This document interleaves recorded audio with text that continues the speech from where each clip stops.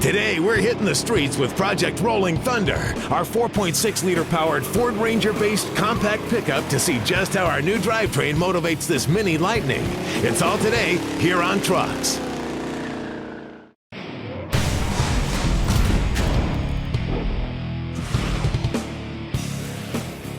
Hey guys, welcome to Trucks. Well, today is kind of a special episode for me. This marks my 100th episode of Trucks TV. So it's only fitting we're working on an awesome project. This is Rolling Thunder, our V8 converted compact truck. It's a Mazda B2500, or started out that way, but we're calling it a Ranger too, since essentially it's the same vehicle. And obviously, there's been a ton of work done so far. So we're going to give you a little recap and catch you up on what's been done. After yanking the original four-cylinder, the Marauder 4.6 and transmission went in without a whole lot of trouble. We rearranged some stuff under the hood, built a new exhaust system, and boy, it sounded great.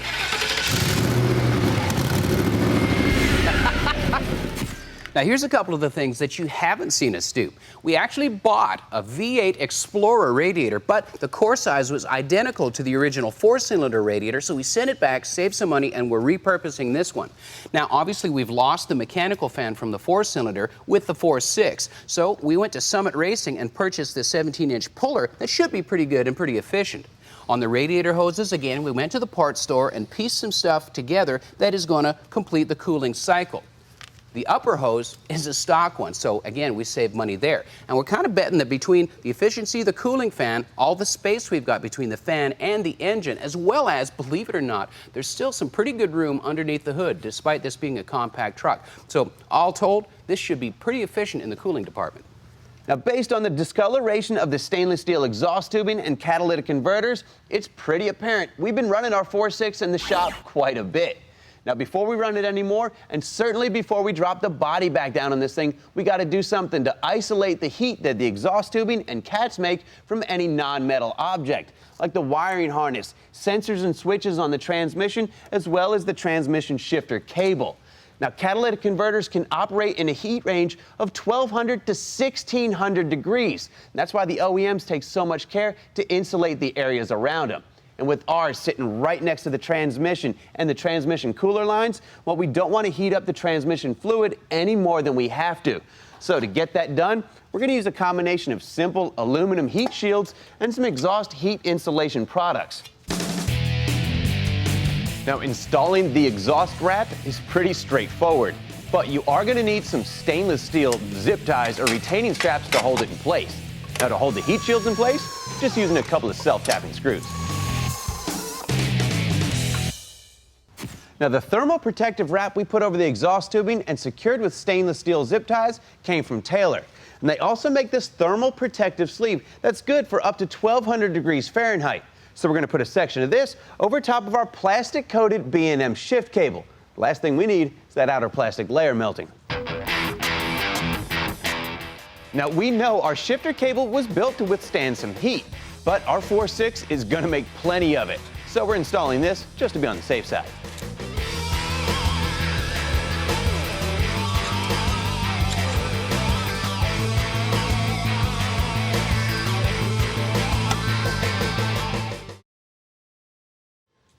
All right, with our heat issue resolved, we can move on to one of the last pieces of our little stage one puzzle here, and that's getting the automatic transmission operational. And when this engine and transmission combo sat down in between the frame rails of the 03 Marauder that it came out of, well, they were both electronically controlled by the same computer, the PCM, or Powertrain Control Module. And since we've got our dual overhead cam 4.6 running on a standalone engine management system, we need to do something similar for the transmission as well, since it's also electronically controlled. So we picked up a standalone harness and a standalone computer for it as well. Now, the wiring harness plugs directly into a few key sensors on the side of the transmission. Now, it also allows you to wire in a neutral safety switch right into your start circuit. Now, the other end of the harness, one piece plugs right into the computer, and you've got a handful of other connections to make for throttle position sensor, RPM input, a couple of power and ground hookups, along with a couple of other connections. And with the Baumannator transmission control system, you can even set your truck up to have two separate transmission files or calibrations. Say you want to set it up to have normal, everyday street driving characteristics, and you want to be able to flip a switch and go to a more aggressive shift pattern to match your more aggressive driving, well, you can do that. Or say you got a street strip vehicle that's maybe spraying nitrous and you want to be able to load a more aggressive or race type transmission calibration when you activate the nitrous, well, you can set it up for that as well. Or you can do like we're going to do, keep it really simple and run a single tune. But there are a couple of changes we need to make to the software before we load it up. Now, the Baumannator software comes preloaded with a few different calibrations. We've chosen a 4-valve Cobra file because it'll pretty closely match what we want out of our Ranger. The problem is the Cobra has about a 500 RPM red line advantage over our Marauder engine. So we're just going to go in here, lower the shift points across the board so they're just underneath our 6100 RPM red line. Save our progress. We can upload this file into our computer.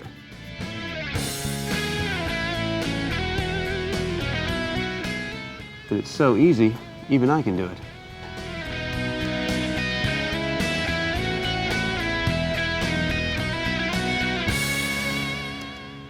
All right, once we get this wiring harness installed, power and ground hooked up, and everything plugged in and connected to the computer, we can upload the file from the laptop. We should be up and running. Now, installation is really straightforward, with the harness utilizing factory-style connectors plugging right into the forward sensors on the transmission.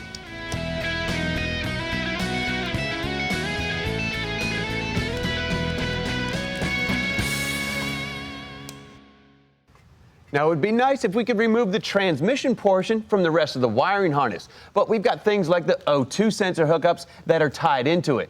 I guess we could cut the loom open and separate the wires we need from the ones we don't. But it's just not worth the hassle. Like we've told you plenty of times before, this automatic transmission's going away when we go to stage 2. So what we're gonna do is bundle up and tie off the connectors we're not using. We can finish installing the standalone harness. We'll be in good shape. Up next, it's go time for Project Rolling Thunder. And later, it's bigger caliber go fast goodies for Rolling Thunder. Stay tuned.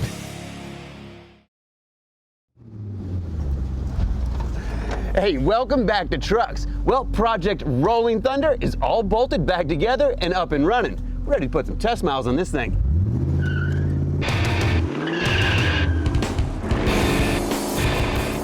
From the first moment we hit the road, Rolling Thunder sounded and felt really strong. And as fun as it was driving the ultimate sleeper, the stock suspension kind of started to show us some problems that we already knew we had. But horsepower wasn't one of them, unlike when we first got the truck. Now there's all this truck can handle, and then some. And after putting a few miles on the truck, we noticed a less than healthy noise coming from under the hood. Yeah, that rattle, you can hear it more at very light throttle, almost just off idle, than you can under load.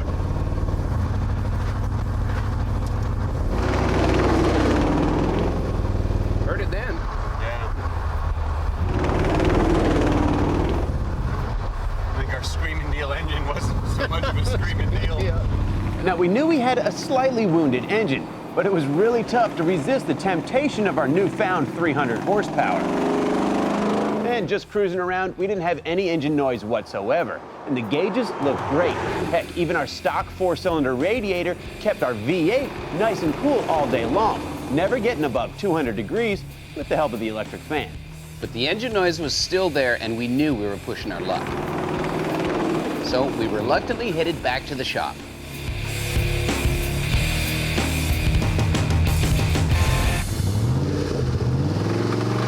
Yeah. Wow, that is definitely what we're hearing inside the cab. And if I was a betting man, I'd say that's a connecting rod getting ready to let go. But you know, that's okay because we got a screaming deal on this engine. The guy that sold it to us was a salvage yard, and he even said it was from a theft recovery vehicle. So even if we did have to spend the coin to rebuild this, we'd still be all right at it. But you know, the real reason to stick this engine in here was to make sure that it fit and get this truck ready for the next step. Yeah, and with that accomplished and the engine a little bit injured, well, I guess we have no choice but to move right into stage 2, which we've been anxious to do anyway, so no big deal. Now, we definitely got some drivetrain upgrades we're gonna make, along with some unique suspension modifications that are a little bit outside of the box. Now, as far as the original Marauder engine's concerned, well, we'll yank it out, set it off in the corner and let it collect dust, or maybe ship it off to Horsepower, see what they can do with it. Either way, we've got some serious hardware to replace that thing. And at least we got to put a few miles on this truck. Let's get it inside. Man, it looks good under there. Yeah, I hope the new one fits too. Up next, like Ryan said, we've got serious hardware. And later, we're giving this classic 37 Ford its vintage look back. Stick around. That lend a fantastic look.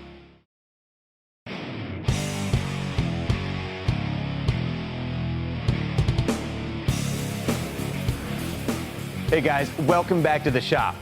Well, since the beginning of this project, we've been chomping at the bit to get right to stage 2. And, well, there's no better time than right now. But before we started tearing this truck apart, again, we wanted to throw it on the scales and see what our weight bias was, front to rear, as well as how much weight we've actually added by swapping to a V8. And it looks like we've got some pretty good news as far as overall weight and weight bias is concerned, especially considering that our V8 and automatic combination weighed 200 pounds more than the anemic 4-cylinder 5-speed combo that came in our little Mazda Ranger. Now, originally, our truck weighed in at 3,090 pounds, but the scales show us we're now weighing in at 3,125, meaning we only picked up 35 pounds overall. And even better yet, well, our weight bias is still at 62%. And that tells us all the effort we put into setting the engine back as far as possible, doing a slight relief to the firewall, and all the other little things we did to either remove weight altogether or locate that weight farther to the back of the truck has paid off. And it's got us on the right track to getting closer to that ideal 50-50 weight split front to rear for stage 2 of this build. Now, you heard Ryan right. We've switched to a V8, a 200-pound heavier V8, but our vehicle weight is still almost the same. Where'd that 165 pounds go? Check this out. The rubber mat, liners, exhaust system, the condenser, the AC system, all of this stuff seriously contributes to a lot of weight loss. And we haven't even gotten serious about weight reduction yet. But there's another great way that we can reduce weight and increase efficiency, and that is by switching from an automatic transmission to a manual.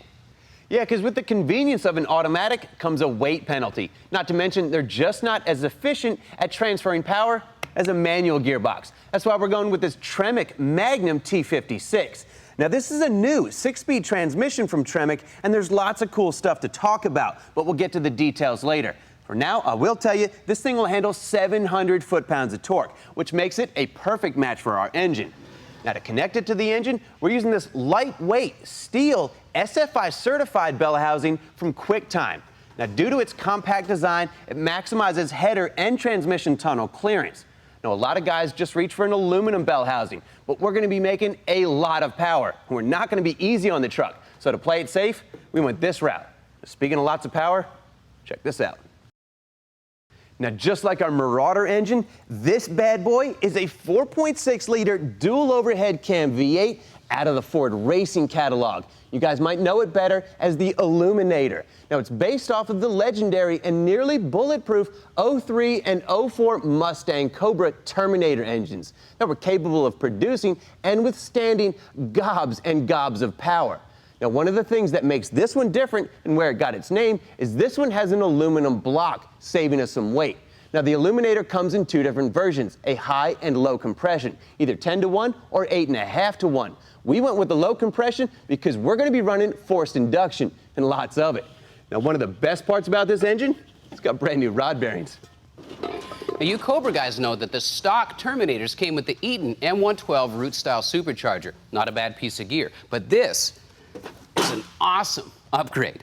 This is the Whipple Ford Racing 2.3 root-style supercharger. Now, just bolting this on a stock Terminator is going to get you an additional 85 horsepower at the wheels. And one of the cool things about the Whipple is that the front pulley is interchangeable. With this 3.5-inch pulley, it's going to get us somewhere around 13 pounds of boost. But the good thing is, if you want to make more boost, it's as simple as reducing the pulley size.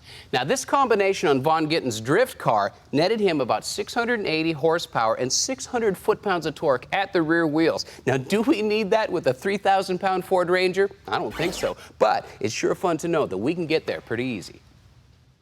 You're watching Trucks. For a DVD copy of this episode, just go to PowerBlockTV.com and order your copy for just $5.95 plus shipping and handling. Start your own Trucks collection, delivered right to your door from the Power Block. Hey, welcome back to Trucks.